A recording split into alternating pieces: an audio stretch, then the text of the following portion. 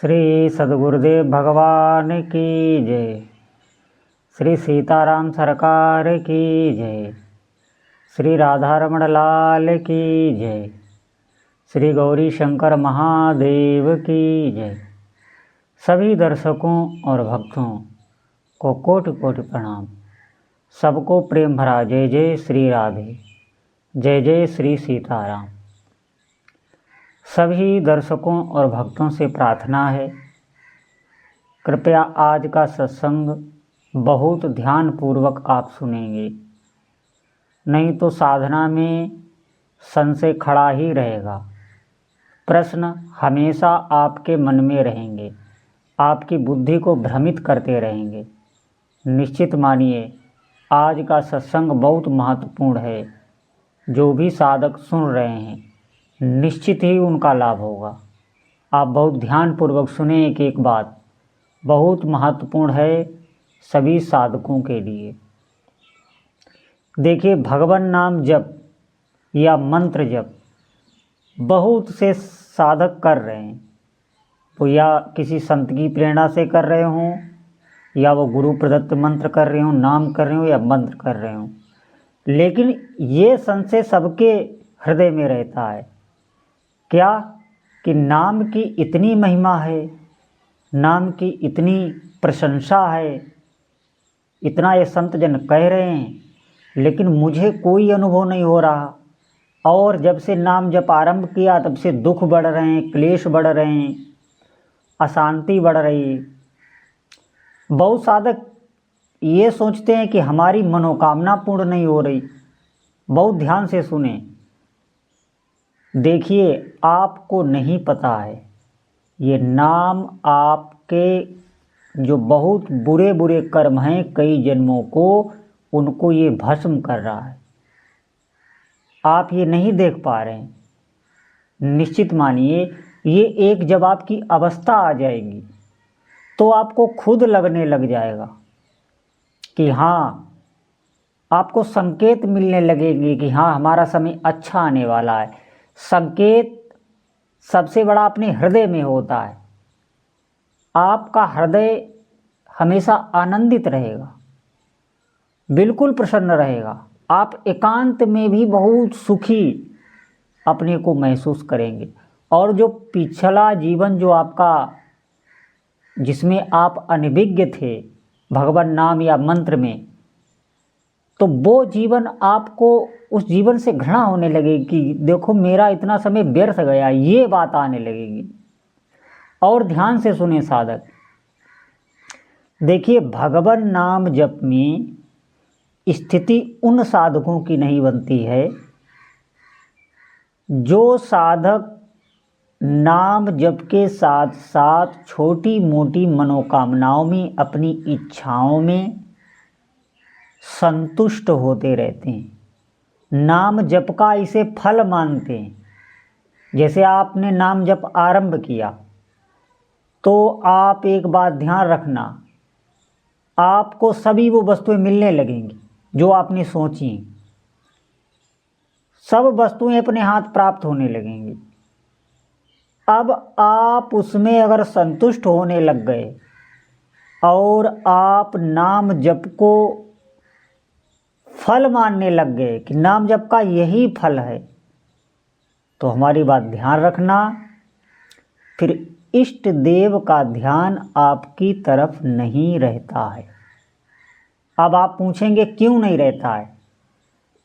इसलिए जैसे कोई रूठा हुआ हो, कोई आपसे रूठ जाए और अलग जाके बैठ जाए। अब आप कोई न कोई वस्तु, कोई न कोई दृश्य, किसी माध्यम से उसे मनाने लग जाएं, और वो कोई न कोई वस्तु आपकी स्वीकार कर ले, कोई वस्तु, तो अब आपके अंदर जो जलन हो रही थी जब तक वो रूठा है, ध्यान देना, एक एक शब्दों पर ध्यान देना, तभी मेरा आशय आप समझ पाएंगे। बहुत गूढ़ प्रसंग है। जो आपके हृदय में उत्कंठा हो रही थी, व्याकुलता हो रही थी उसके रूठने को लेकर, तो जब से वो रूठा है और जब तक वो मना नहीं, तब तक जो आपका हृदय में व्याकुलता थी वो ज्यों ही कोई चीज़, जो रूठा हुआ व्यक्ति है, वो ज्यों ही कोई भी वस्तु आपकी स्वीकार करता है, तुरंत ही आप देखना आपका हृदय शीतल होने लगता है। ध्यान रखना, यही हमारे साथ हो रहा है। हम नाम जप कर रहे हैं, मंत्र जप भी कर रहे हैं, लेकिन छोटी छोटी कामनाएं हमारी पूर्ति होती हैं, वो अपने हाथ अनायास ही पूरी होंगी, उनमें हम संतुष्ट होने लगते हैं।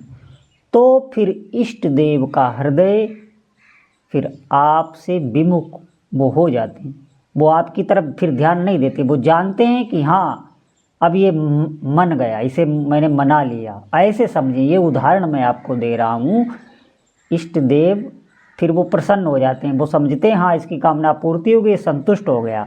लगे आप नाम में ही हैं, लेकिन वो जो प्रेम, जो हृदय की शांति, जो उल्लास, जो आनंद, जो प्रभु के प्रति समर्पण, इन सब चीज़ों से आप दूर रहेंगे। फिर आप यही कहेंगे कि इतने दिनों से नाम जप कर रहा हूँ, कोई दिव्य अनुभव नहीं हुआ, मेरे हृदय में शांति नहीं आई, मेरे हृदय में वो आनंद नहीं आया जो ये संत जन बताते। सबसे बड़ा कारण यही है। आप नाम जप कर रहे हैं, मंत्र जप कर रहे हैं, बहुत अच्छा है। जितनी ज़्यादा संख्या में आप करेंगे उतना ज़्यादा आपको अनुभव भी होगा। ध्यान रखना, जितनी ज़्यादा संख्या में करेंगे। और जप के साथ श्रवण, उसके शब्दों को सुनना, जो मैंने बताया था आपको, विधि कई बार बता चुका हूँ। जो भी आप जप रहे हैं उसको आप सुने भी, तो आप उस हृदय की परम शांति को, परम सुख को और अपने इष्ट देव की सानिध्य का अनुभव कर पाएंगे। बहुत शीघ्र ही आपको वो मिलेगा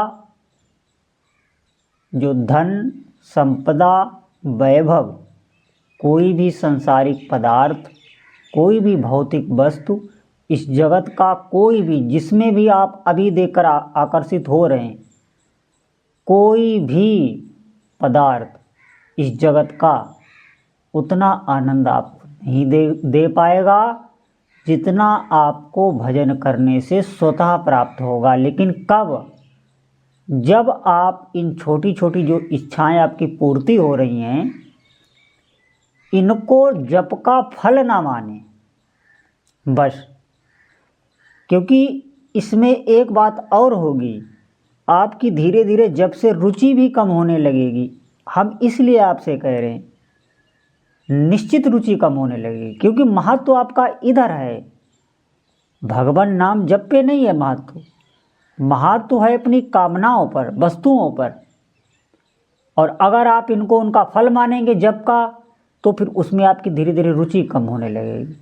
फिर उतनी तीव्रता से, उतनी व्याकुलता से आप नहीं जप पाएंगे। और पहुंचना हमें यही है।